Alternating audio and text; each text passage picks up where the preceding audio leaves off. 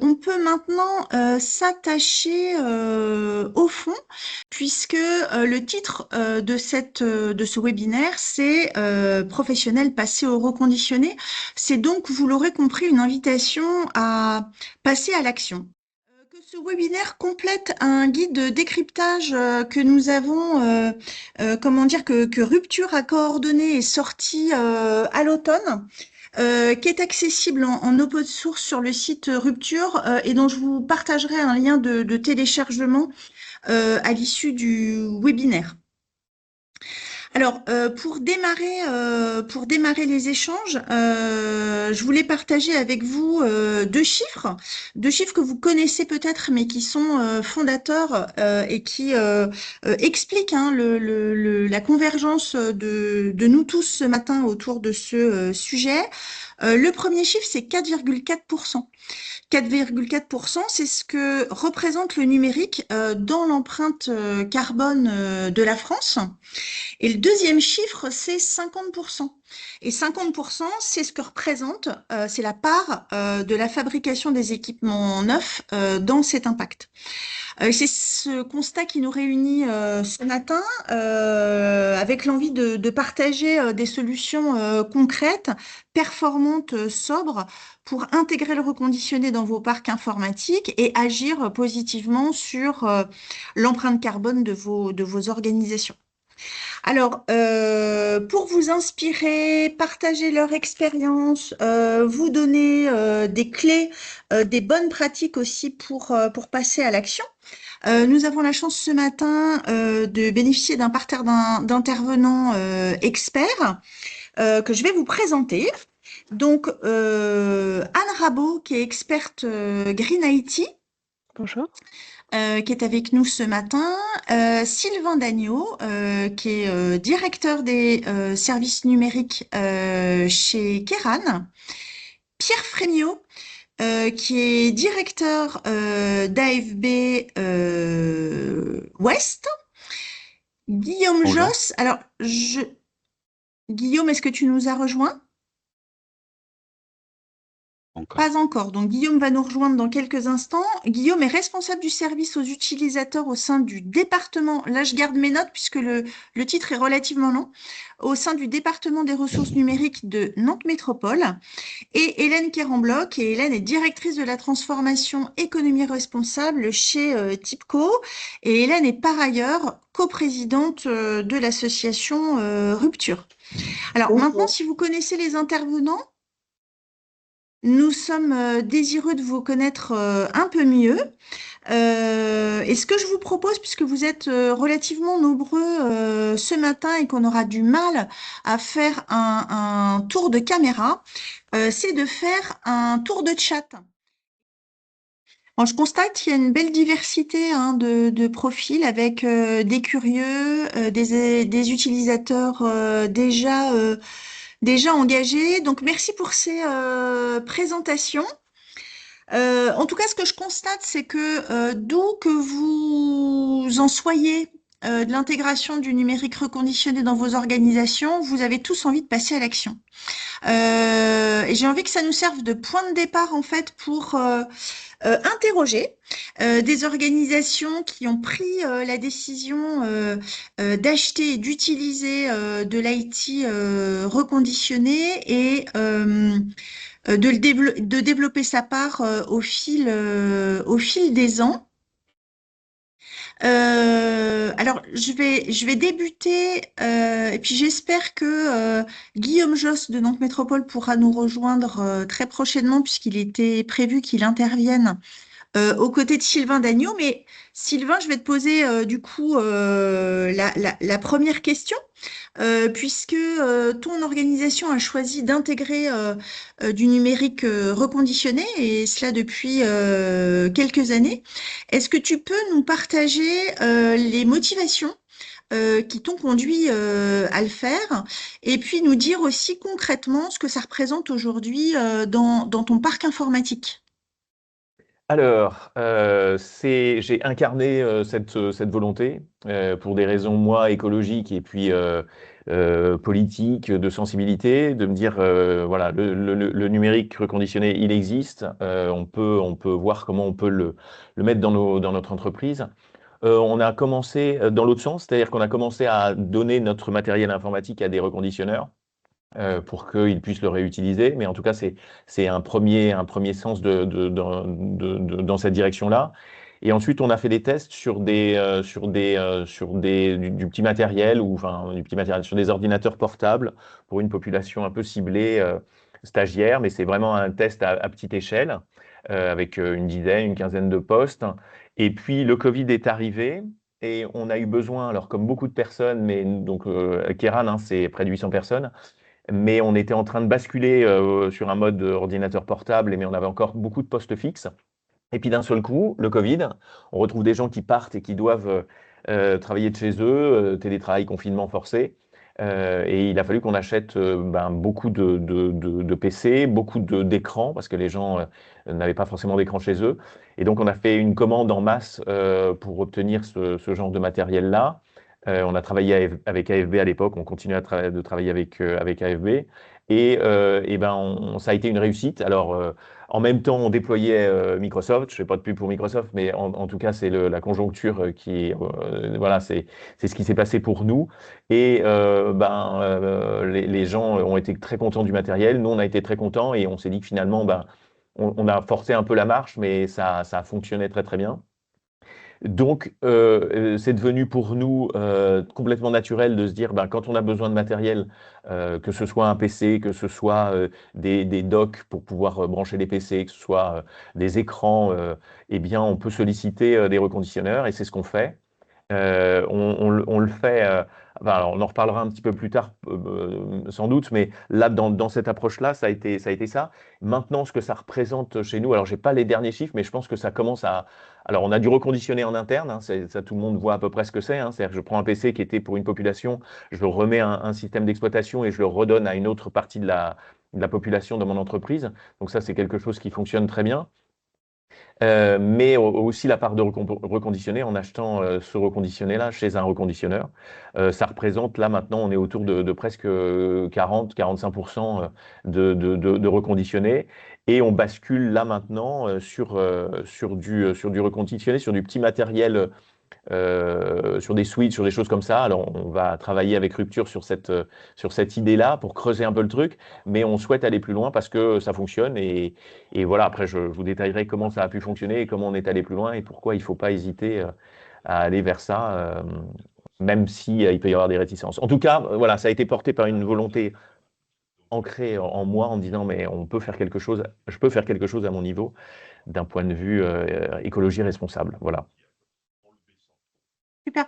Euh, Est-ce que tu peux, parce que tu en as parlé rapidement, est-ce que tu peux nous partager les retours des premiers collaborateurs qui auront reçu du matériel numérique reconditionné? Alors au tout début, on s'était dit on fait des tests. C'est-à-dire qu'on prend une population et on va déployer des systèmes reconditionnés auprès de cette population-là, en leur disant on déploie du reconditionné, on fait attention, on vous ménage parce que voilà, c'est pas un appareil qui est comme les autres, donc voilà. Et on veut vos retours, n'hésitez pas à nous dire ce que vous en pensez, d'un point de vue qualitatif, d'un point de vue esthétique, voilà. Donc les retours étaient positifs, mais du coup les gens cherchaient la petite bête. J'ai mon clavier, la touche E est légèrement un peu plus usée, etc., etc. Mais sinon, ça fonctionne, j'ai pas de sujet, tout va bien, voilà. Et donc ça, c'était notre première approche. Donc on avait des retours parce qu'on demandait des retours. Puis on a continué à faire un peu de publicité en disant on déploie du reconditionné, mais on n'a pas voulu, pardon, se focaliser là-dessus. Et on a fini par ne Mm. plus dire que c'était du reconditionné et mettre des ordinateurs. Et les gens venaient nous voir en disant c'est du reconditionné. Non, ouais, mais c'est pas le même PC que l'autre. Oui, c'est parce qu'on a choisi une autre marque là en attendant, etc., etc. Et ça passait très bien. Et maintenant, on n'a plus de retour. de gens qui s'inquiètent ou qui se questionnent sur le fait de ne pas avoir le même matériel que les autres, parce que, et ça c'est le travail des reconditionneurs, hein, c'est le matériel, il est de bonne qualité, les PC, la structure externe, elle est très, et les PC sont nettoyés, sont propres, il y a pas de, c'est pas cassé, sinon c'est pas remis, il y a même pas la touche E dont je parlais tout à l'heure, hein, c'était vraiment exceptionnel, mais c'est plutôt propre, donc ça ne se voit plus, on ne fait plus la différence entre du matériel qui est complètement neuf et du matériel qui est reconditionné. Et ben, une fois qu'on a dit ça, ben, c'est plutôt discret et on n'a pas de retour des utilisateurs. Super. Donc, comment dire, en tactique, une forme de ruse peut être aussi un levier d'adoption, en fait. Ouais, oui, ça peut être ça. Je sais pas si ruse c'est le mot, mais c'est en tout cas de se dire, ben, c'est une normalité en fait. C'est une Mm. normalité. Et en fait, je vais là pour le coup être un peu plus rude, mais c'est le problème de l'informatique, d'acheter son matériel. Alors, si le matériel ne marche pas, on nous tape sur les doigts, évidemment, mais on est garant du bon fonctionnement du matériel. Donc, ce qu'on fait, eh ben, Mm. c'est qu'on achète ce matériel-là et on l'impose entre guillemets. Le plus difficile, mais bon voilà, je ne sais pas si c'est le moment d'en discuter, c'est de convaincre l'équipe. Voilà, l'équipe de chez moi, de la DSN, on est une vingtaine hein, dans cette équipe-là. Et donc, il faut convaincre les gens. Alors, la chose la plus facile pour convaincre, c'est de ne recruter que des gens qui sont sensibilisés à la cause écologique. Voilà, Oui. je vous le Mm. garantis, c'est très simple. Quand on propose aux gens de se dire on va faire du reconditionné, ils applaudissent tous des deux mains et des deux pieds en se disant super, on participe nous à notre échelle à ce que ça aille dans le bon sens. Donc ils sont partants. Après, pour les réticents qui disent oui, on est obligé de construire une image, je parle un peu technique, mais on déploie une image, on déploie des images pour industrialiser le déploiement des PC. Il va falloir, parce que le PC c'est pas le même que les autres, il va falloir faire une image. Et ben moi, l'approche que je peux avoir en tant que enfin, dirigeant de ce service, c'est de dire ben je te laisse le temps de faire cette image. C'est-à-dire, je te donne le temps, c'est OK. Et on accélère quand même, hein, on va vite et on fait ce qu'il faut pour bien bosser. Mais je suis OK pour que je suis conscient que tu vas prendre un peu plus de temps, mais je t'accompagne aussi là-dessus. Et au fur et à mesure, ben, on convainc toute l'équipe et toute l'équipe est d'accord. Et il n'y a pas une seule personne dans l'équipe qui va dire, bon, je t'ai mis un reconditionné, moi je suis pas très fan du reconditionné, donc je suis pas content, j'aurais préféré te mettre du neuf, machin, etc., etc. Je suis extrêmement vigilant à ça parce qu'il n'y a rien de tel pour faire une mauvaise pub que les gens qui portent le sujet ne soient pas en accord avec ça. Donc ça, Mm. c'est le plus important. Donc ruse, oui, un peu, ou alors ne pas dire. Ne dire non, mais c'est pas ton souci, ça, que ce soit du reconditionné ou du neuf. C'est mon histoire. Si tout va bien, si ça fonctionne, continue à bosser. Si ça fonctionne pas, on te changera ton PC, il n'y a pas de sujet. Ok, super. Merci Sylvain pour ce retour d'expérience. On est rentré dans le vif du sujet, euh, comment dire, grâce à ce retour d'expérience. Mais je voulais laisser la parole à Anne Rabot, qui est experte Green IT, pour remonter un peu d'un cran pour définir ce qu'est le numérique reconditionné. Est-ce que tu peux nous partager en fait cette définition, Anne, de quoi on parle quand on parle de numérique reconditionné? Et puis, quels sont ses impacts? Oui, merci Elisa. Donc effectivement, c'est intéressant de repartir sur la définition parce qu'on utilise plein de termes différents, de réemploi, réutilisation, reconditionné, recyclage, et ces mots n'ont pas la même signification. Donc on va parler de réemploi plutôt quand on réutilise un appareil à usage identique. Donc j'ai mon PC, il marche encore, je le donne à Elisa. Réutilisation, c'est quand je considère que mon PC est un déchet et que je le donne quand même à Elisa et qu'elle s'en sert. Le reconditionnement, c'est très différent. Il y a une étape de remise en état. Et donc, c'est ce que font AFB, Largo et d'autres reconditionneurs. C'est qu'ils reprennent des flottes, des parcs d'ordinateurs, de smartphones, suivant les cas. Et il y a une étape de vérification de l'état du matériel et de remise en état pour que vous puissiez acheter du matériel de bonne qualité. Et ensuite, il y a la partie recyclage qui, là, est la valorisation des déchets, notamment électroniques, avec les D3E, où là, il y a une obligation de traiter ces déchets électroniques. Mais quand vous avez une flotte d'ordinateurs ou une flotte de smartphones qui atteignent la fin d'usage dans votre organisation, ce ne sont pas des déchets. Ils peuvent encore être soit reconditionnés, soit revalorisés dans d'autres cas. Et donc, il ne faut pas considérer ça comme des D3E. C'est le rôle justement des reconditionneurs de décider si la valorisation est possible en tant que matériel reconditionné ou si ça part en recyclage. Donc, à la fin d'usage dans votre organisation, les PC et les smartphones ne sont pas des déchets. Super, bah merci d'avoir, comment dire, nous avoir éclairé sur toute cette terminologie, Anne, puis de l'avoir illustré d'exemples pour que les choses soient concrètes. Euh, on a dans la première partie évoqué avec Sylvain les éléments déclencheurs et on a investigué un peu le pourquoi. Pourquoi est-ce qu'on passe au numérique reconditionné. Maintenant, je vous propose de passer au comment et comment dire d'essayer de comprendre la mécanique de ce comment à la fois côté utilisateur et on reviendra à toi Sylvain, mais aussi côté offreur de solutions. Et là, je passerai la parole à Hélène chez Tipco et Pierre chez AFB.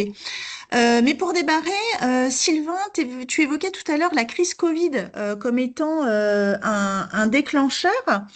Comment est-ce que le sujet est arrivé sur la table auprès de peut-être du comité de direction, voilà, parce que derrière l'usage de numérique reconditionné, c'est aussi une politique d'achat, donc il faut convaincre au-delà de ton équipe.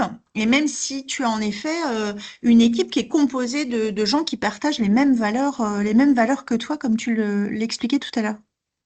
Ben là encore, j'ai de la chance, c'est que moi, je fais partie de Keran, qui est une entreprise à mission.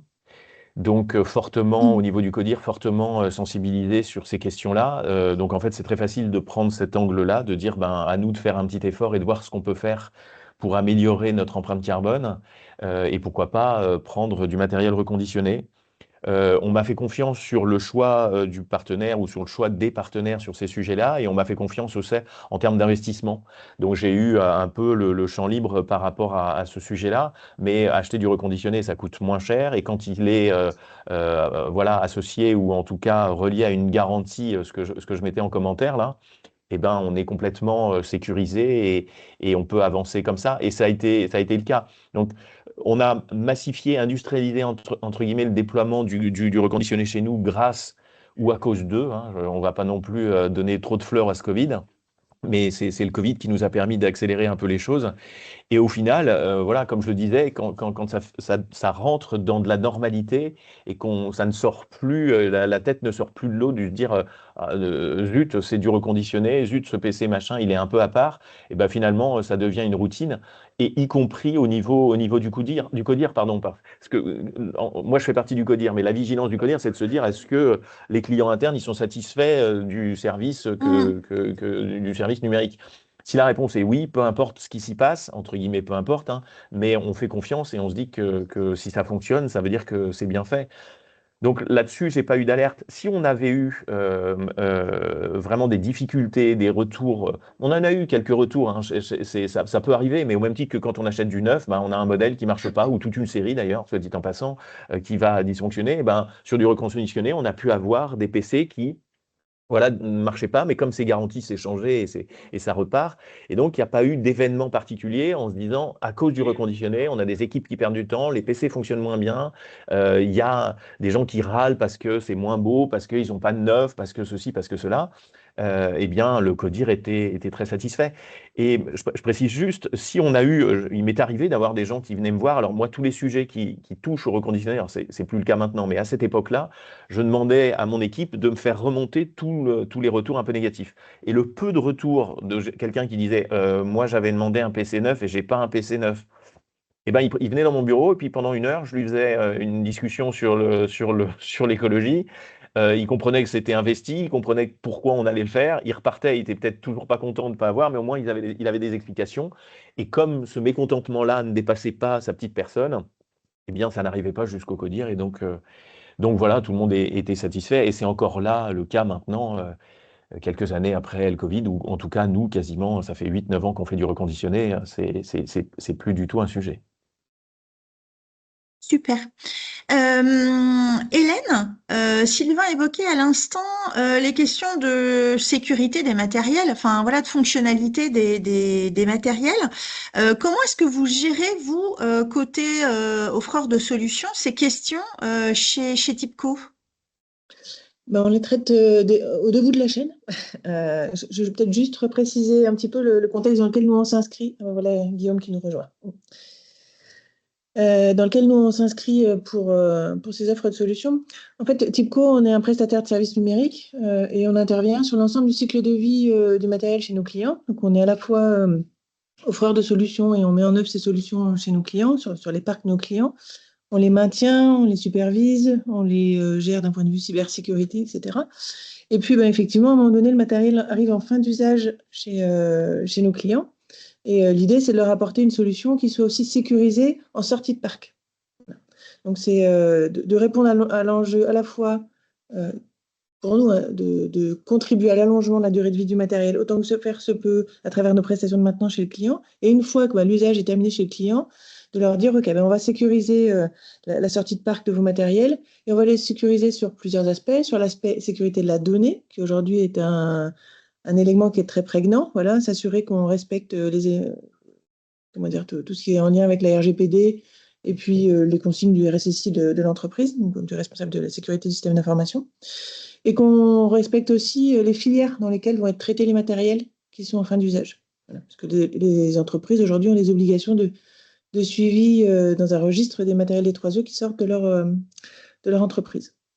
Donc, on va apporter cette solution-là en offrant des services pour tout ce qui concerne les PC ou les matériels qui contiennent de la data de blanchiment des données qui sont sur ces matériels, donc avec fourniture d'un certificat qui permet de dire, OK, il n'y a plus de data, enfin, il n'y a pas de data qui va sortir de mon entreprise, ou des PC qui vont sortir de mon entreprise. Et puis, en ayant aussi sélectionné les filières de traitement des matériels après, que ce soit pour aller vers du reconditionnement ou quand il n'y a pas de reconditionnement possible, parce qu'il n'y a pas d'usage possible derrière du matériel, vers un traitement des 3E avec du démantèlement notamment et de la revalorisation matière. Donc ça, c'est on va dire en sortant chez nos clients. Et puis, l'objectif, c'est que les matériels qu'on récupère chez nos clients, on en fasse le meilleur taux possible de reconditionnement et qu'à travers le reconditionnement, effectivement, ce soit bien traité, qu'on fasse tous les aspects de diagnostic et de réparation nécessaires, avec 3 PC en refaire 2 si nécessaire, de remettre les claviers en état, enfin voilà. Et de nourrir la filière de matériel reconditionné qui, au bout du bout, arrive sur notre webshop et que peuvent choisir nos clients pour alimenter leur parc. Voilà. Mais il y a des matériels qui sont garantis. Ça aussi, c'est l'aspect sécurité. Mais comme le disait Anne tout à l'heure et comme le précisera aussi AFB Pierre, c'est que un matériel qui est reconditionné, il est garanti. Tu le disais aussi, Sylvain, pardon, dans ta remarque.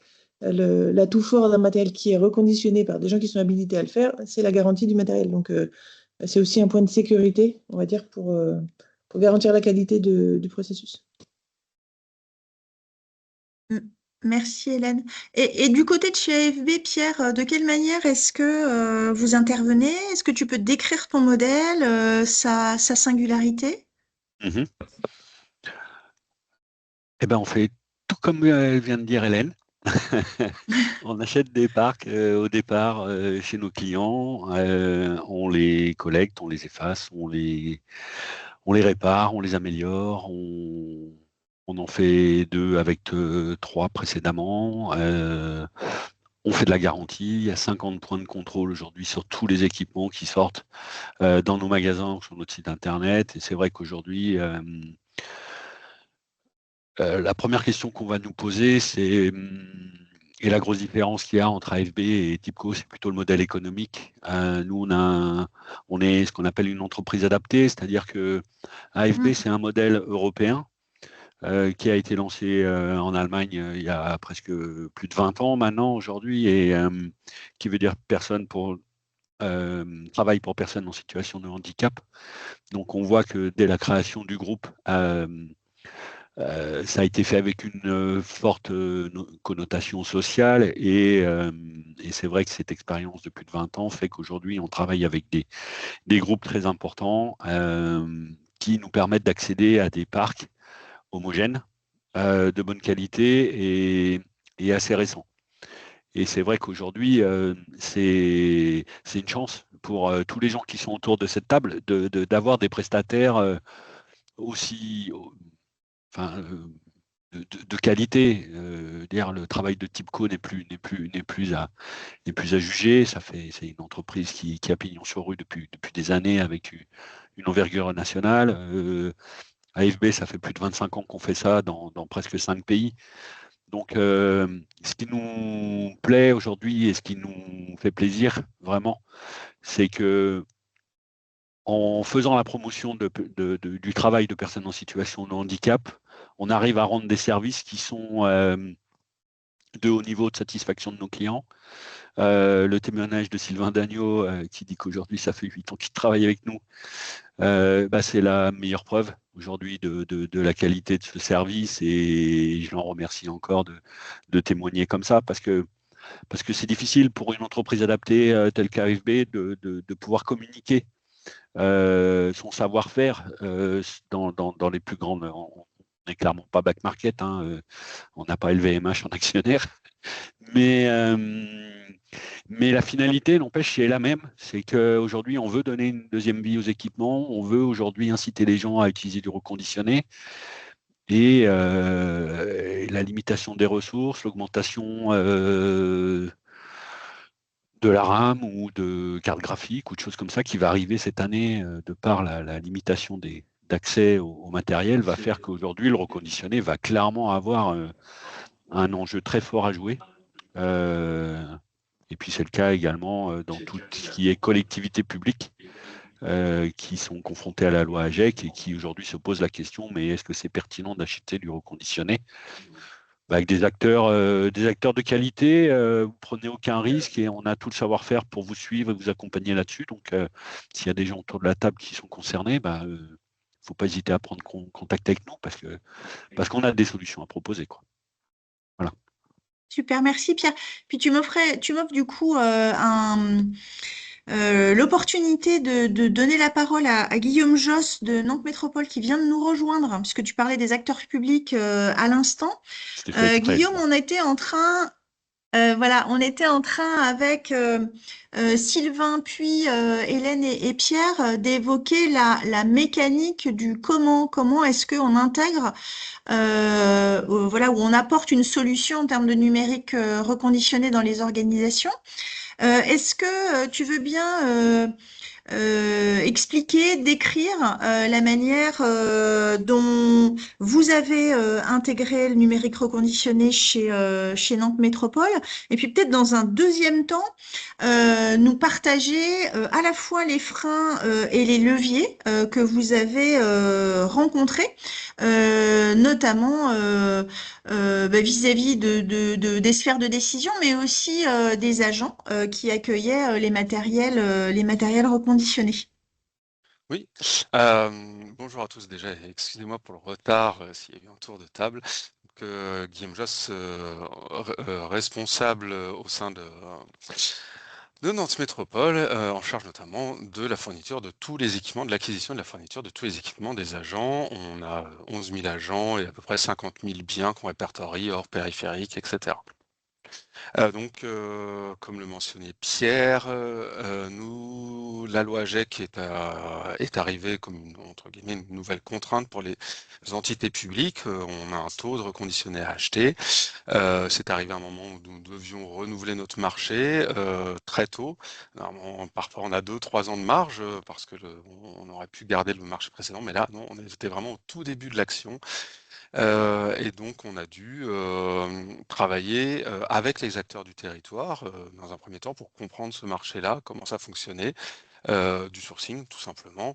Qu'est-ce qu'on pouvait demander, qu'est-ce qui était trop exigeant, est-ce qu'ils étaient capables d'accompagner le niveau industriel qu'on exigeait par rapport à un parc aussi important. Et donc, après ce sourcing, donc oui, effectivement, on a vu qu'on pouvait être accompagné, que le niveau de garantie pouvait être équivalent à un niveau d'équipement neuf, que le niveau de traçabilité des équipements pouvait être également conforme à nos standards de traçabilité de parc. Et donc, la deuxième étape, ça a été la partie rédaction des clauses de marché public pour à la fois nous sécuriser, mais à la fois garder une certaine ouverture et pas trop fermer un marché qui débutait aussi pour ces acteurs-là, enfin une grande ouverture du marché avec l'ouverture de la loi AGEC. Donc voilà, des clauses qui nous ont qu'on savait atteignables grâce à ce sourcing. J'y reviens, 3 ans de garantie sur du matériel reconditionné. C'était pas évident pour nous avant le lancement, avant de se lancer dans ce domaine-là. L'autre aspect, c'est aussi une grande solidarité dans les institutions publiques. Il y a eu beaucoup d'entités qui se sont mises en place, qui ont échangé. Nous-mêmes, on est très disponibles. On a partagé nos cahiers des charges, etc., avec beaucoup d'entités qui aujourd'hui les ont adaptés à leur nouveau contexte, et que c'est chose qu'on continue à faire. Voilà. Du coup, dans les accélérateurs, on a eu déjà, au-delà de la loi AGEC, qui nous a, entre guillemets, contraints, on a eu une ambition politique. Une mission politique très forte du numérique responsable au sein de notre collectivité, et avec un spectre très large qui ne concerne pas que l'achat de matériel, mais qui concerne le social, avec par exemple des offres internet bas coût pour les personnes en difficulté, la cybersécurité, la souveraineté, l'économie bien sûr, et la formation sur le territoire des personnes éloignées du numérique. Voilà, c'est pêle-mêle, mais il y en a beaucoup de sujets, et ça a donné lieu à une politique publique du numérique responsable et portée par la DSI de la collectivité. C'est une voire la première politique publique portée par une DSI, en tout cas à une échelle aussi importante que Nantes Métropole. Donc ça, ce sont des leviers très forts qui nous ont permis d'avancer la décision politique, d'aller dans cette décision-là. Et derrière, ça s'est vu tout au long de la vie, ça n'a pas été un vœu pieux, enfin de la vie, de ce marché, notre vie professionnelle, avec des moments clés où sur tel ou tel sujet, on a pu obtenir des signatures de niveau DGS pour porter auprès de toutes les directions certains sujets autour du numérique responsable, et mettre tout le monde dans une bonne direction, et non pas essayer, nous, avec notre petit bâton de pèlerin, de convaincre tout le monde. Surtout qu'il y a beaucoup de sujets. Après, plus prosaïquement, plus opérationnellement, on a déclenché des opérations sans parler neuf ou reconditionné, c'était pas le sujet. Et typiquement accompagner, identifier une direction métier, on l'a identifié depuis longtemps, qui avait des problématiques d'organisation, l'équipement ne correspondait pas vraiment à leur métier, et en même temps ils étaient au contact des usagers, donc des situations un peu sensibles. Et on a travaillé avec eux sur qu'est-ce qui serait leur environnement de travail parfait. Et on a profité de cette occasion pour, en fait, finalement, il y a 30% à peu près d'équipements qu'on a dû acheter neufs parce que c'était vraiment particulier, on n'en avait pas, on n'en trouvait pas forcément reconditionné. 30%, 30% de réemploi de matériel qu'ils avaient déjà mais qu'on a dispatché autrement et 30% d'équipements reconditionnés. Et en fait, l'opération métier derrière, ils étaient extrêmement satisfaits du résultat final, de tout ce qu'on leur a apporté. Et finalement, la question de d'où l'origine du matériel n'en a jamais été abordée. Et ils ont communiqué après en interne, soutenu leur démarche en assumant pleinement qu'ils avaient du reconditionné. Et globalement, on en parle assez peu. Enfin, on dit qu'on le fait, mais on ne dit pas à qui on le fait. Et pour l'anecdote, on a des sujets, on a quelques individus, heureusement quelques-uns, qui, parce qu'on augmente la durée du matériel et qui, après avoir relancé 2-3 fois que leur matériel, ils le trouvaient plus de dernière génération, mais que nous, après contrôle, il répond complètement à leur usage et est suffisamment puissant, suffisamment rapide, etc. Généralement, leur matériel casse. Un crayon mal placé quand on ferme l'écran portable, un café, etc. C'est magique. Et là, là, on aime bien, du coup, un matériel reconditionné de même génération que ce qu'ils avaient au moment de la casse. Ça calme les ardeurs de ce type de pratique, tout en ayant un matériel qui continue à être tout à fait conforme. Donc ça, c'est anecdotique, on le fait très très peu, mais parfois, ça nous aide. Voilà. Ok, super. Merci Guillaume. Pierre-Hélène, je voulais vous redonner la parole justement à l'écoute de ces retours d'expérience qui nous ont été partagés par Sylvain et Guillaume. Est-ce qu'ils sont communs ou relativement singuliers vis-à-vis de l'ensemble des clients qui sont les vôtres? Et est-ce que vous pouvez étayer justement votre réponse d'exemple, soit commun, soit contrasté, avec ce qui vient de nous être partagé par Sylvain et Guillaume? Est-ce que tu veux démarrer, Pierre? Oui, si tu veux. Le retour d'expérience qu'on a aujourd'hui de par les collectivités est assez homogène. À savoir qu'elles sont très satisfaites en général du matériel qu'elles reçoivent, souvent agréablement surpris. Guillaume a parlé tout à l'heure de 3 ans de garantie, voilà, de possibilité d'avoir des parcs homogènes et une facilité de gestion. Voilà, je pense que ça, c'est un acquis aujourd'hui pour des entreprises telles que les nôtres. Mais le retour, il est tout le temps le même. Par contre, c'est les utilisateurs. Aujourd'hui, on voit bien, Sylvain en parle, Guillaume en parle. Dès que vous êtes confronté aujourd'hui à il y en a toujours un ou deux sur un très grand nombre qui vont dire mais pourquoi j'ai pas du neuf? Pourquoi aujourd'hui on m'offre pas à moi le dernier super ThinkPad ou je ne sais quel matériel parce que je le vaux bien quelque part. Enfin, aujourd'hui c'est une réflexion qui se comprend, mais qui est aujourd'hui assez consumériste hein, comme réflexion et qui aujourd'hui n'est pas dans une démarche telle que le veut la loi AGEC. La loi AGEC, c'est une loi qui favorise la transition énergétique, c'est une loi qui favorise voilà, l'utilisation du réemploi. On n'est pas dans cette typologie-là, mais les utilisateurs, qu'on parle d'ordinateur ou qu'on parle de téléphone, sont souvent quelques-uns à avoir les mêmes remarques. Et c'est à la marge tout le temps. Ok. Et Hélène, pour compléter peut-être?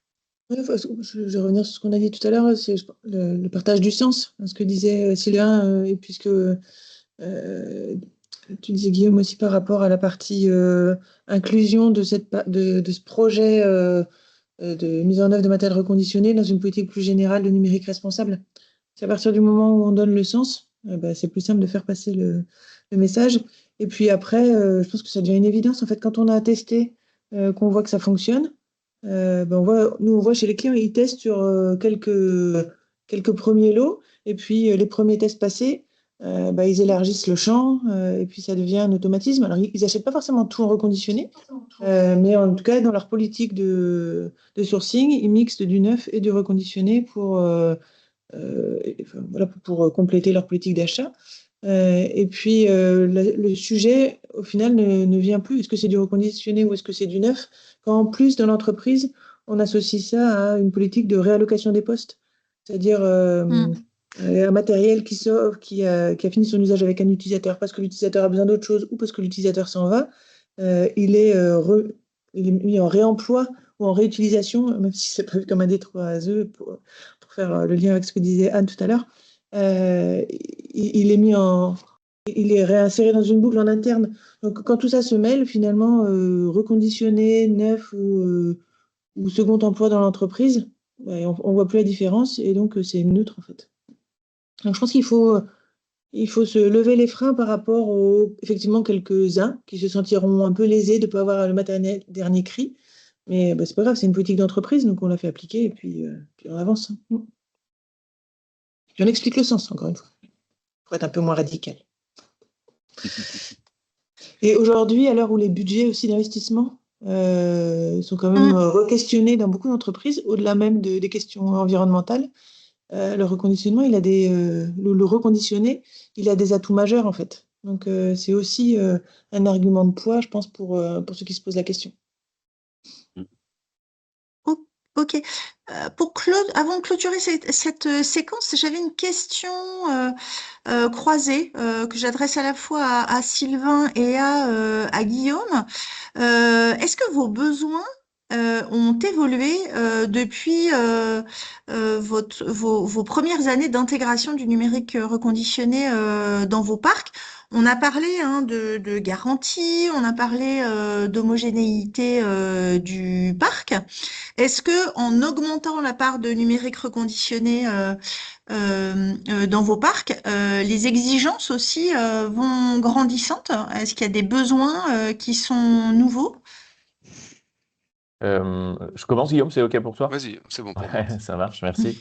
Les besoins nouveaux, je l'ai rapidement évoqué tout à l'heure et c'est un sujet qu'on va adresser avec Rupture, c'est que une fois qu'on s'est aperçu que le matériel à destination des utilisateurs et utilisatrices, donc ordinateur, clavier, écran, souris, etc., une fois qu'on s'est aperçu que ça roulait d'acheter du reconditionné, on veut, nous, aller plus loin et vouloir acheter du reconditionné pour la partie serveur, pour la partie infrastructure réseau, switch et autres matériels. Je vous passe les détails techniques, mais donc le souhait, c'est de pousser ce curseur-là parce que pardon, mais on paye des serveurs très très chers, on les utilise beaucoup, c'est du matériel qui est extrêmement solide. On sait qu'il y a des entreprises qui s'en débarrassent, je mets plein de guillemets, mais qui écartent ces serveurs-là pour 1000 raisons au bout de 3 ans. Nous, on les garde entre 7, 8, 10 ans, hein, ça peut arriver, jusqu'à ce qu'on ait un souci de compatibilité entre matériel et système d'exploitation.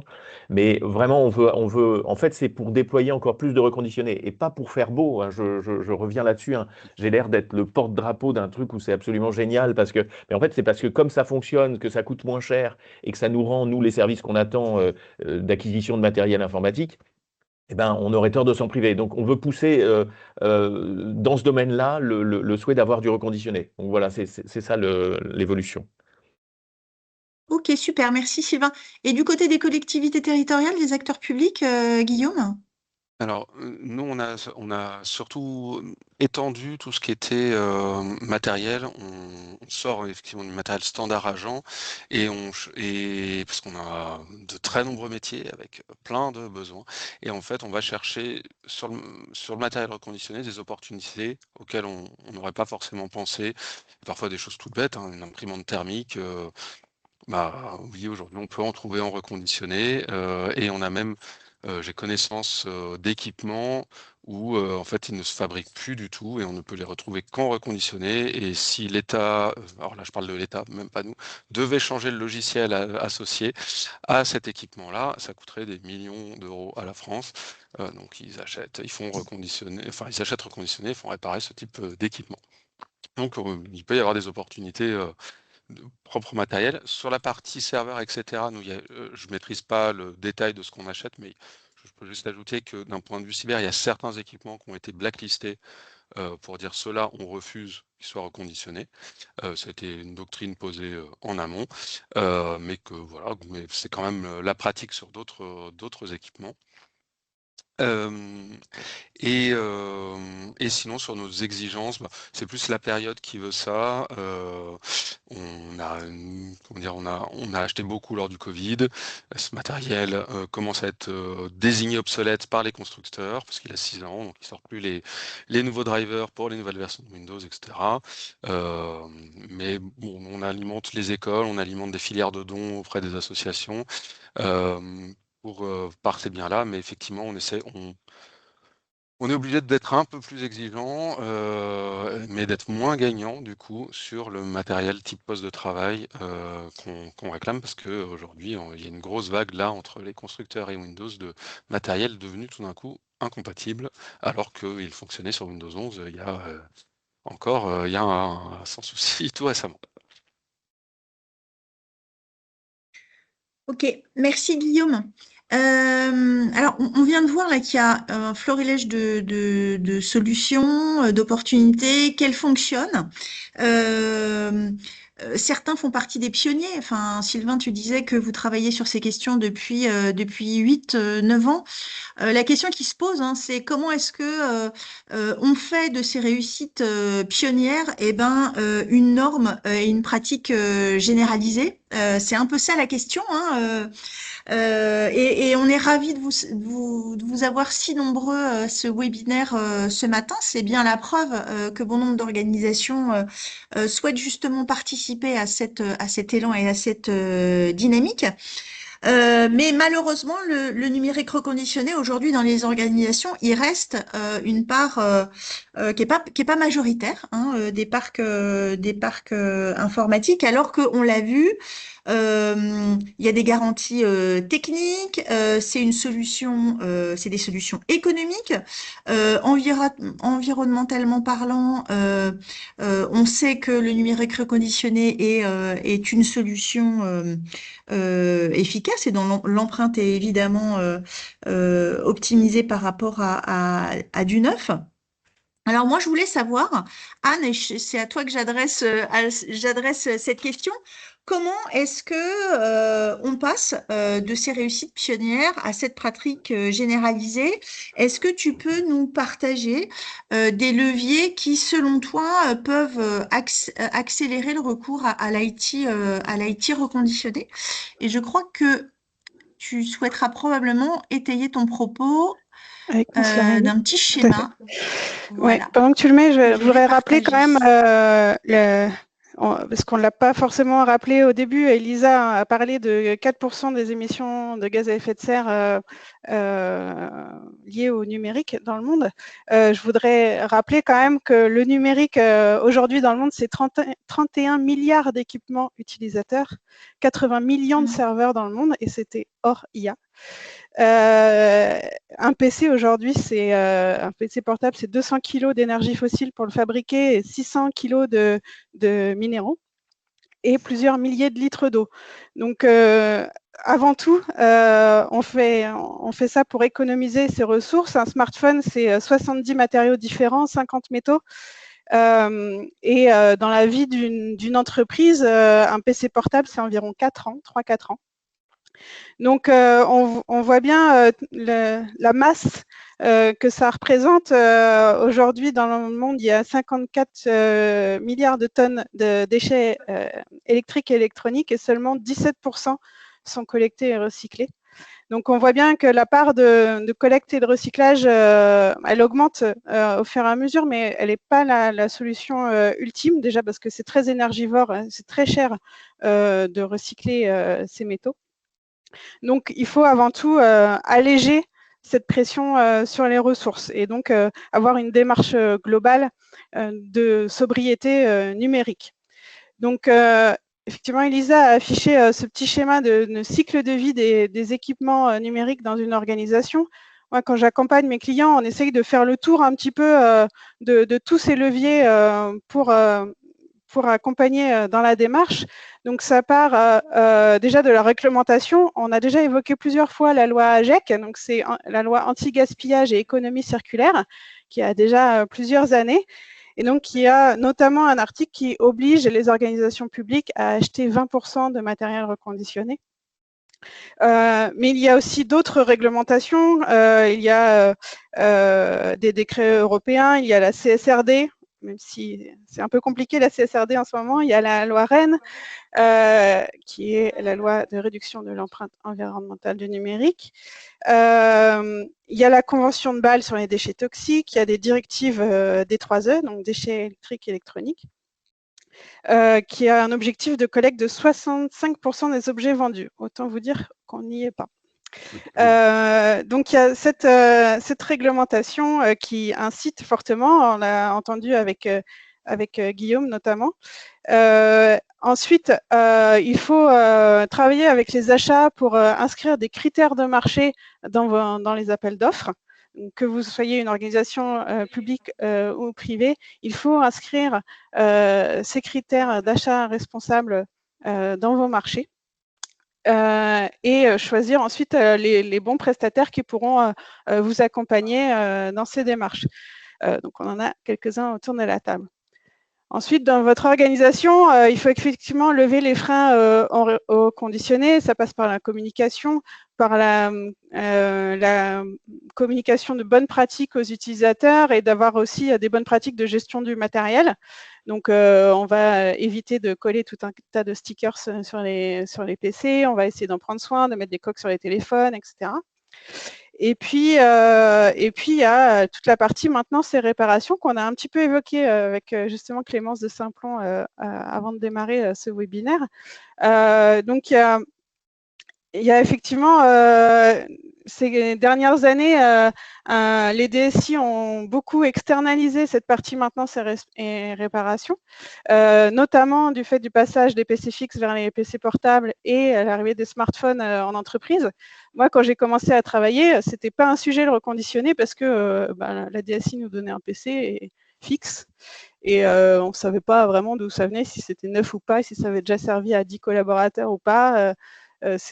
C'était même pas le sujet. Il y avait un service maintenance et réparation dans pas mal d'entreprises et donc du personnel qui savait faire, qui savait réutiliser 3 PC pour en faire 2.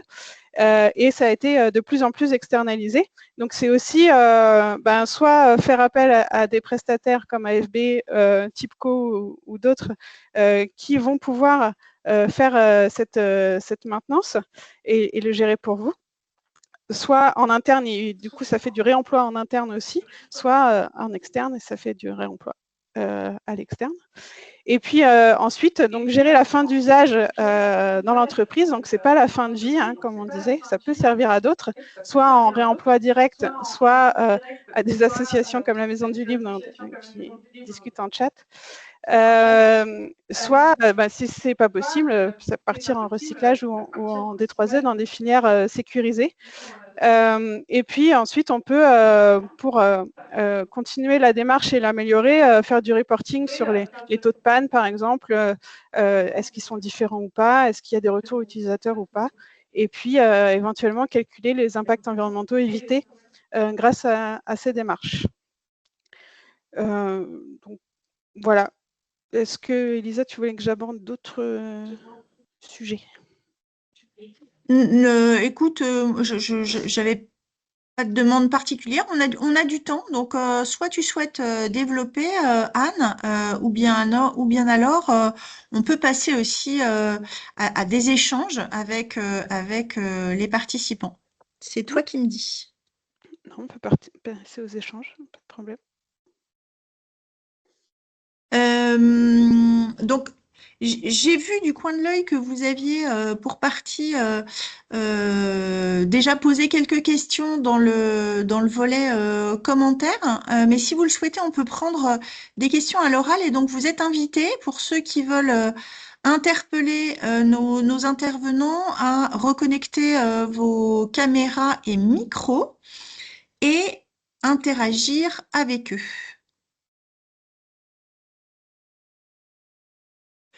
Moi, j'avais peut-être une petite question, si ça ne déclenche pas tout de suite, parce que tu en as parlé rapidement tout à l'heure, Sylvain, notamment de la dimension économique et du fait que acheter reconditionné, c'était aussi un choix économique. Il est de quel ordre à peu près Alors, je vais pas avoir enfin, j'ai pas fait ce calcul-là, donc voilà, Je te là je demande l'ai pas. plus. Oui, c'est ça. Je te demande Ouais, pas un comparateur je vais pas précis, pouvoir. hein. Mais du coup, en lien avec ta question, il y a Anne-Sophie Bodino qui mentionnait les freins de son entreprise. Plus de risques logiciels sur les systèmes parce qu'ils seront potentiellement plus mis à jour. Ça va forcément coûter moins cher parce que le matériel va durer moins dans le temps et devra être replacé plus vite, augmentant la charge de l'équipe, etc., etc.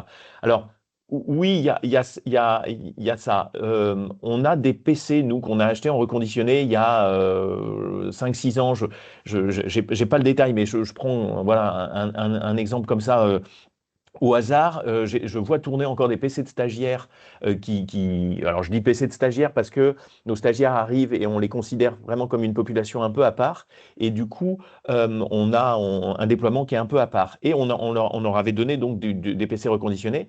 Je vois 6 ans après que ces PC tournent encore. Alors, il y a le sujet effectivement Windows 10, Windows 11. Nous, on est à 200% d'une extrême vigilance sur la cybersécurité. Donc, on fait attention à ce genre de choses-là. Mais j'ai vu que ça tournait encore et que c'était pas sous Windows 10. Donc, ça pouvait passer en Windows 11.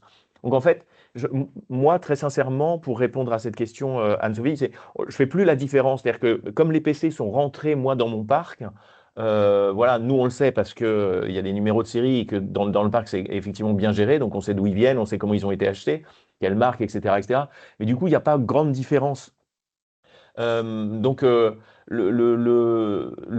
fait d'avoir un parc multimatériel, enfin multi-constructeur, oui, c'est une complexité à prendre en considération par les équipes internes. Donc, comme c'est mon équipe, comme j'en ai la direction, j'accepte le fait que ce soit plus compliqué et je donne à mes équipes la possibilité d'avoir plus de temps pour gérer ce genre de choses-là. Je vous le précise, hein, on est une boîte qui a besoin de produire, on produit. Keran est une boîte qui marche bien, elle fait de l'aménagement du territoire, il n'y a pas de sujet et on a des exigences à la fois du CODIR et de moi-même sur la réussite de nos projets et sur l'encadrement évidemment des investissements. Donc on est très vigilant à ça. Mais malgré tout, ben, je ne vois pas de grande différence par rapport à ça.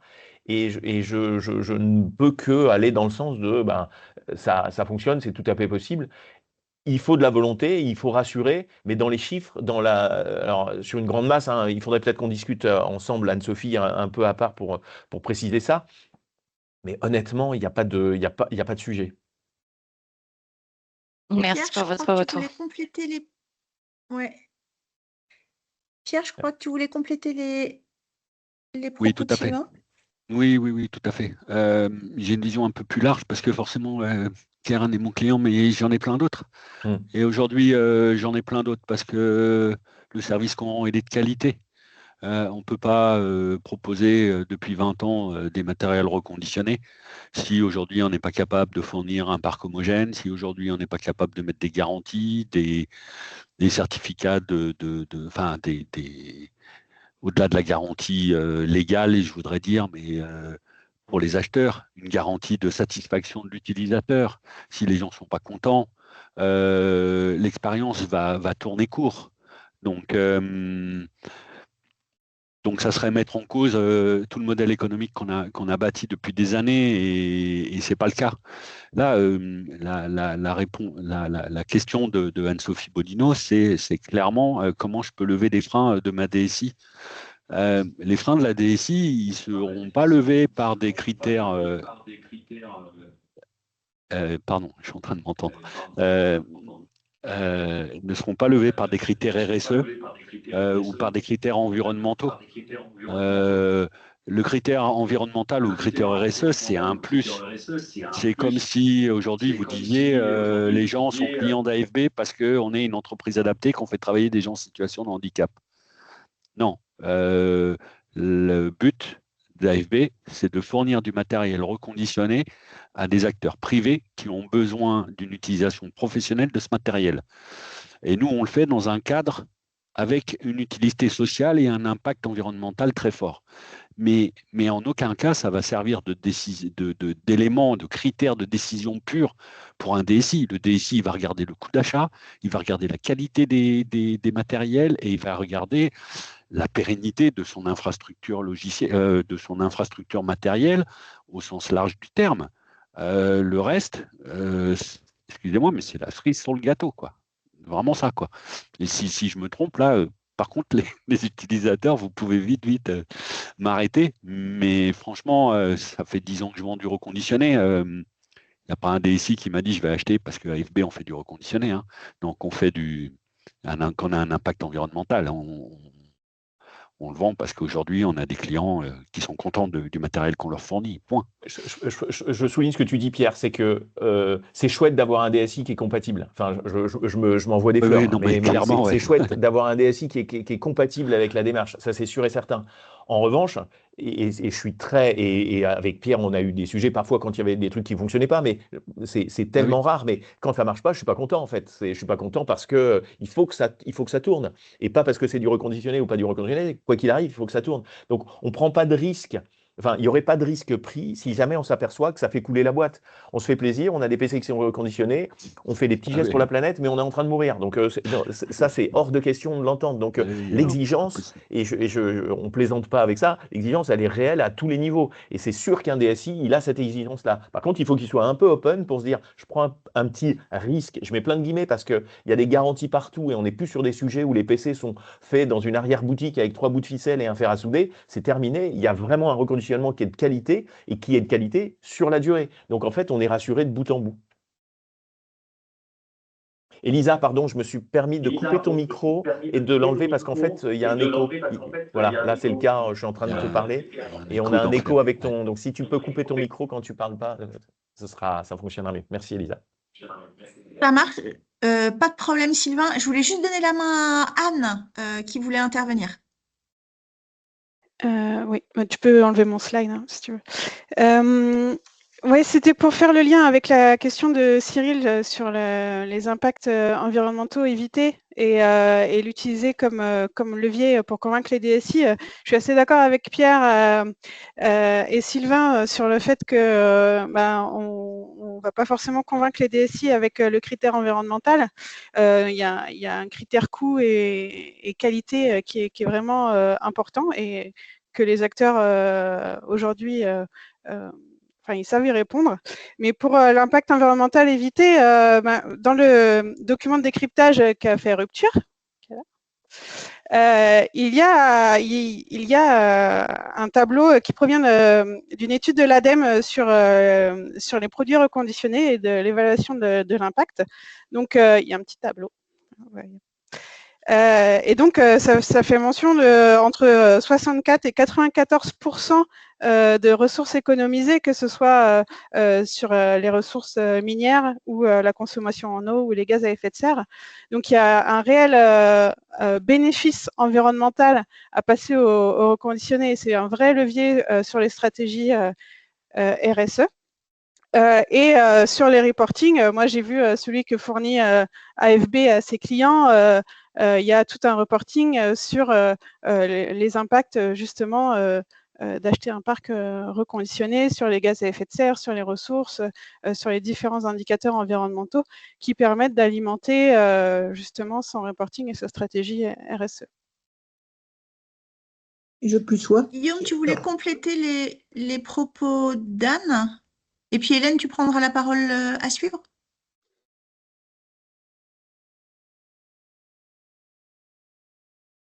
On t'entend pas, Guillaume. Ton micro est désactivé, Guillaume.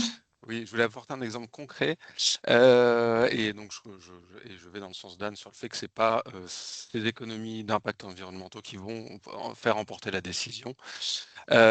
Mais donc concrètement, nous, on s'est fait accompagner pour établir nos mesures en 2021, enfin une première mesure en 2021, qu'on a refait en 2023, puis de manière annuelle chaque année. 2021, pour nous, c'était une très très forte croissance numérique sur plein de niveaux et concrètement, on a pu réellement en 2023 faire la comparaison. Et alors, on n'a pas fait d'économie, mais effectivement, on a évité 20% d'impact environnemental uniquement sur le numérique par rapport à l'achat du neuf. Donc ça a été un impact majeur finalement à notre échelle. On aurait dû produire 20% de plus si on avait acheté du neuf. Donc voilà, ça, on peut mesurer, ça se mesure, on peut être accompagné pour le faire et on peut faire ça après très facilement une fois que la première chose est mise en place. Que notre référentiel, qu'on est d'accord sur un référentiel qui ne bougera pas dans le temps, parce qu'il y en avait plusieurs et surtout à l'époque, une fois que tout ça s'est figé, on peut vraiment se comparer. C'est plus difficile de se comparer avec d'autres acteurs parce que le référentiel peut différer, peut être différent, mais pour soi-même, c'est finalement un effort initial et après c'est très facile, c'est juste si vous gérez bien votre parc, c'est un export de ce que vous avez à quoi ressemble votre parc aujourd'hui par rapport à 2 ans plus tôt et votre parc applicatif, enfin en fonction de ce que vous voulez mesurer, mais surtout tous les aspects. Nous, on a la totalité du numérique qui est mesuré, incluant les prestations, les coûts électriques, etc. Et le reconditionné nous a permis d'éviter beaucoup. Merci Voilà. Guillaume. Hélène? Oui, donc je voulais juste confirmer que sur cette partie impact RSE, ça fait partie quand même des demandes qu'on a de la part de nos clients. Et donc, c'est important de les mesurer. Et le meilleur référentiel qu'on ait trouvé à date, en tout cas, qui permettent de faire des choses aussi assez simplement sans monter trop d'usines à gaz qui seraient coûteuses aussi, parce qu'il y a toujours cet impact, ce lien à faire. C'est effectivement le référentiel de l'ADEME, puisqu'il a été porté, il est le fruit d'une étude avec quand même pas mal d'acteurs. Donc, l'étude, elle est alimentée. Donc, c'est déjà un bon premier référentiel. Donc ça, c'est une demande de nos clients et elle est multicritère. Donc elle est intéressante de ce point de vue-là. Elle n'est pas uniquement sur le CO2. Et l'autre point, c'est, je voulais revenir sur la notion de parc hétérogène multimodèle. Peut-être pour dire aussi qu'effectivement, quand on passe à une politique d'achat de matériel reconditionné, ça demande, Sylvain disait tout à l'heure, d'ouvrir un petit peu le champ ou les perspectives. Ça demande peut-être de réfléchir un peu autrement aussi sa politique d'achat et de plus anticiper. Effectivement, quand on achète du neuf, on va acheter un grand lot de neuf à un moment donné. Peut-être qu'on va renouveler son parc un tiers ou un quart tous les ans en fonction de la durée de vie que l'on veut pour son parc. Quand on est sur du reconditionné, il faudra peut-être être un peu plus opportuniste pour aller chercher des lots du matériel souhaité dans la durée. Et à un moment donné, il y a un lot de son matériel, ben, peut-être acquérir ces 100 matériels-là au moment où ils se présentent, plutôt que au moment où voilà, on se décide à passer une commande. Voilà. Il y a peut-être un petit changement là à faire. Et puis, de manière peut-être plus globale, l'hétérogénéité, c'est aussi source de robustesse, voilà. Donc, et de résilience. Donc, juste je repositionne ce sujet-là dans le débat. Et j'ai vu qu'il y avait une main qui se levait. Guillaume. Oui, j'ai apporté un petit complément parce Merci. que chez nous, justement, il s'est passé l'inverse. Notre parc a perdu en hétérogénéité, simplement parce ça fait partie de nos exigences marché. En gros, on communique à notre fournisseur en matériel reconditionné le parc qui existe déjà chez nous. Et il sait que s'il source du matériel qu'on a déjà, il peut tout de suite nous le proposer. Et finalement, on est venu renforcer des gammes qu'on avait déjà et qu'on maîtrisait. Celles qu'on avait achetées neuves, mais dont on n'était pas très content, parce que trop de pannes, etc., celle-ci est absente du catalogue et on ne va pas lui en racheter s'il nous en donne. Voilà. Et finalement, depuis qu'on y est, en termes de PC, on n'a qu'une seule gamme supplémentaire qu'on a intégrée.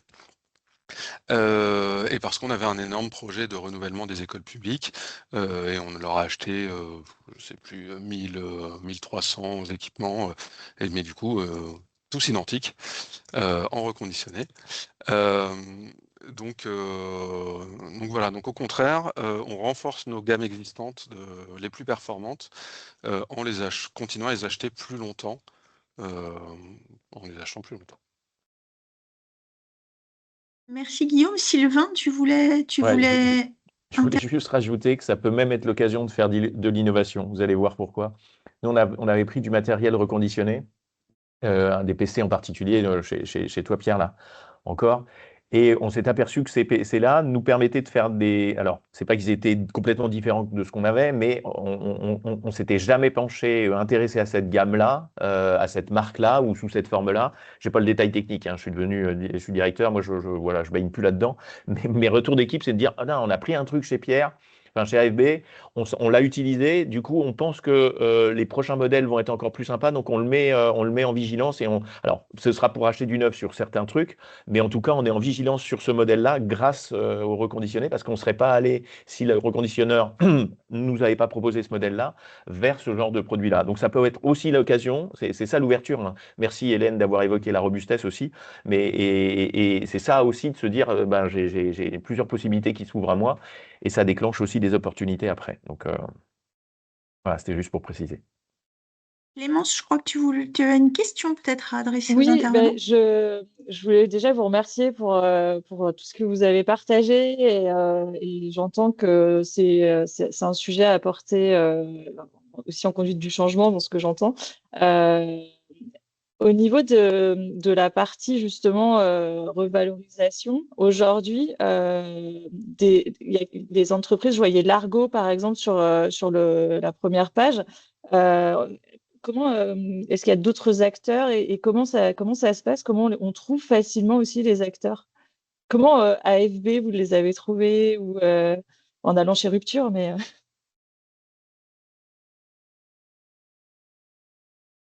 Moi, si je peux répondre, au tout début, on travaillait avec Alice 44, qui est une association qui existe encore. Voilà, qui est, je crois, hein, je ne sais pas s'il y a des gens qui peuvent me confirmer, mais je crois que. Oui, Pierre, tu es en train de confirmer, même si ton micro est coupé, mais tu dis il existe encore.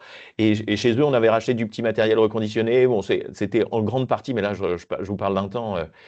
Moi, j'avais encore des cheveux, donc ça remonte à une quinzaine d'années quasiment. Enfin, voilà, on achetait du vieux matériel où on leur donnait notre vieux matériel et ils en faisaient quelque chose et ils nous le redonnaient. Parfois, on a déjà racheté notre matériel retravaillé par ces gens-là. Bref.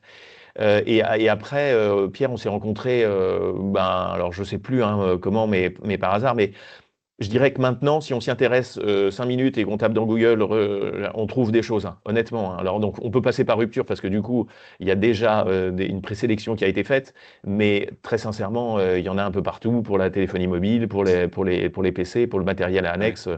Donc, il y a de quoi faire.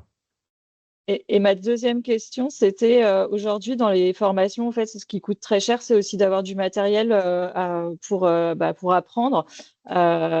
Est-ce qu'il y a des acteurs en fait qui sont fléchés, qu'on peut solliciter pour avoir du matériel à démonter?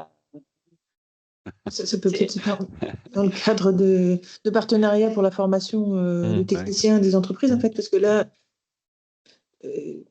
dans le modèle économique, autant sur du matériel ancien qui n'est pas fléché comme ayant de la valeur de rachat, ce sera facile à fournir, mais je ne sais pas si. Enfin, peut-être pour les formations de base, c'est intéressant.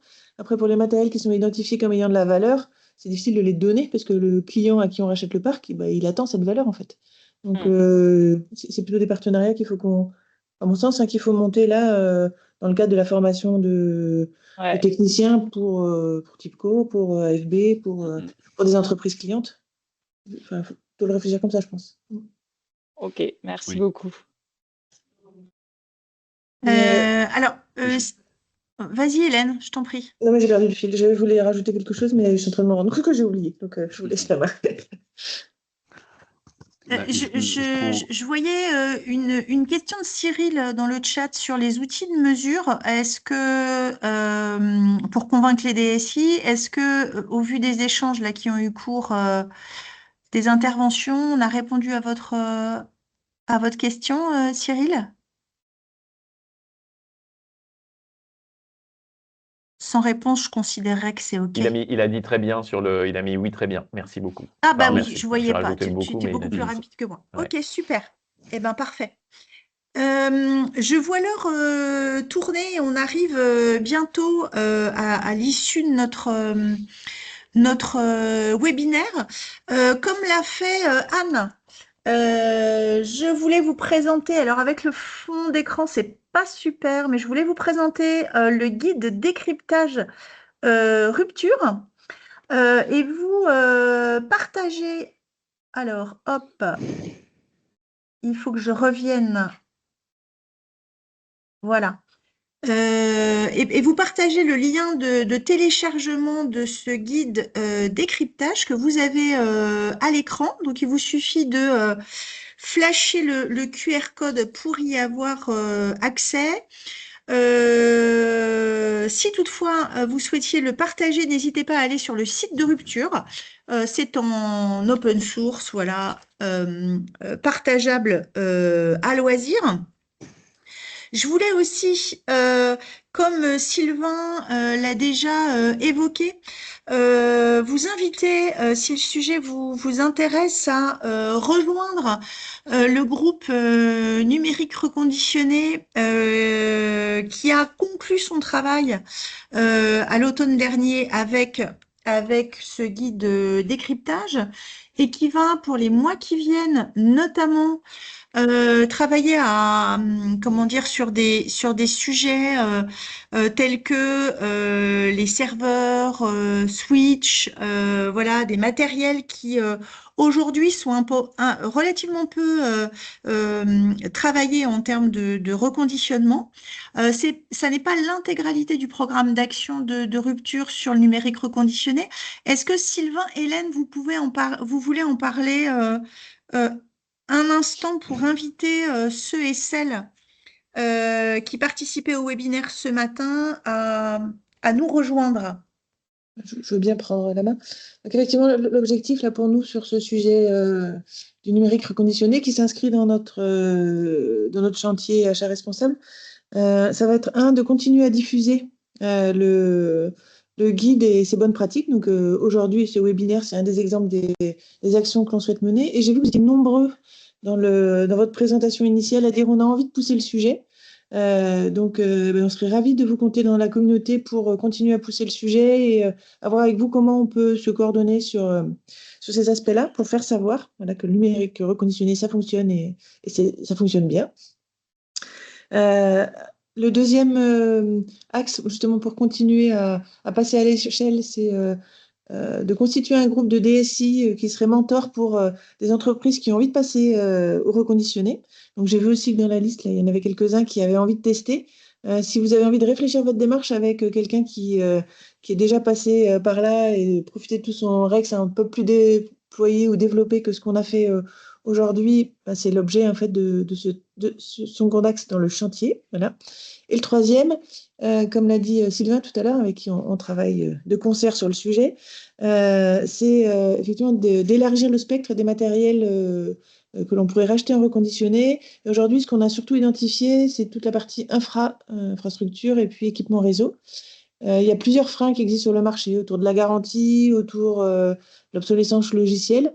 Et donc, on a envie de travailler ce sujet-là pour voir est-ce que ces freins, on peut facilement les lever, ou en tout cas trouver des solutions pour les lever, et puis passer aussi à l'échelle sur ce type de matériel, parce que ça se fait de manière un peu épisodique, mais sans doute pas de manière aussi structurée que pour les PC ou les smartphones. Voilà, donc c'est le chantier un peu exigeant qu'on s'est mis là pour les prochaines semaines. Et on a envie d'avancer vite. Donc rejoignez-vous et on va se mettre rejoignez-nous et on va se mettre des premiers ateliers courant mars-avril. Super. J'ai retrouvé l'idée que je voulais développer tout à l'heure, si vous me donnez 2 secondes. Bah oui, vas-y. Local, voilà, parce qu'on a parlé des filières de reconditionnement et du choix des acteurs. Et parce que ce qu'on a regardé avec Rupture, c'est aussi la qualité de la filière. Et donc, n'oublions pas que quand on passe par des acteurs français, c'est de l'emploi local que l'on développe, puisque le geste de réemploi ou de reconditionnement est fait en France. Et la matière qui est récupérée aussi dans les filières de fin d'usage, c'est aussi de la matière qu'on sait retraiter en France pour, autant que possible, récupérer notamment les minerais rares sur le territoire et donc les réemployer aussi sur le territoire sans avoir à aller piocher dans des filières minières premières à l'étranger. Voilà. Juste petit rappel. Super, merci Hélène. Il est l'heure de conclure. Donc moi, je voulais conclure en disant un énorme merci à nos intervenants, évidemment, aux co-auteurs du décryptage, et je vais les citer. Mathilde et Stéphanie, chez Largo, je ne vous l'ai pas dit au démarrage de ce webinaire, Christophe Bruno, qui est cofondateur de Largo, devait être avec nous ce matin, mais souffrant, il n'a pas pu nous rejoindre. En tout cas, sachez que nous tous intervenants, puisque je ne vous l'avais pas partagé, on avait évidemment des pensées pour lui. Nelly et Marine de chez Bellevision, Thibaut à Nantes Métropole, Sylvain chez Kéran, que vous connaissez maintenant très bien, Hélène et Nicolas chez Tipco, Stéphane Baïkov pour Shannon Legal et Sabrina Wari de chez B-Side qui est intervenue sur ce décryptage à la fois sur le contenu mais également sur la forme puisque B-Side nous a offert son mécénat en compétences pour mettre en forme ce décryptage. Et puis, un très, très grand merci à vous tous, participants, pour votre attention, vos questions, votre intérêt sur le sujet et votre volonté de passer à l'action et de développer l'IT reconditionné dans vos organisations. Si vous voulez aller plus loin, donc vous avez la possibilité de nous le faire savoir via le QR code qu'on vous a partagé, mais vous pouvez aussi suivre l'actualité de Rupture en vous abonnant à sa page LinkedIn ou bien alors à sa newsletter ou alors en m'interpellant. Vous avez mes coordonnées ici. On prolongera les échanges avec un grand plaisir. Merci à tous. Bon déjeuner puisqu'il est l'heure maintenant. Et puis, je vous dis à très bientôt. Merci Au Elisa, revoir. merci à toi. Merci à tous. Merci à vous Merci de tous. votre participation. Bye bye. Merci. Merci. Au revoir.